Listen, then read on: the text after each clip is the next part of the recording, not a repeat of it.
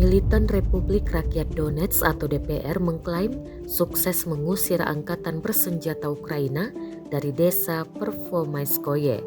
Penyerangan artileri yang dibantu UAV alias pesawat tak berawak membuat pasukan Ukraina ketar-ketir meninggalkan benteng di desa tersebut.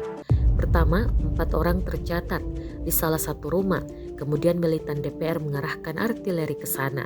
Jelas keterangan unggahan. Ketika artileri DPR menghantam rumah tersebut, 12 orang tentara Ukraina ketar-ketir menyelamatkan diri. Komandan militan DPR nampak memantau serangan dari drone.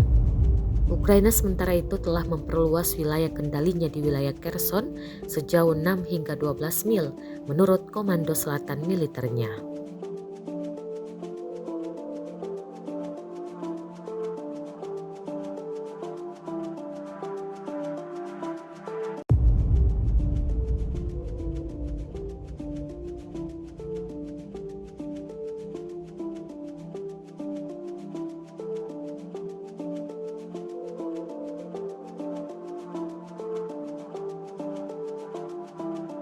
Terima kasih sudah nonton.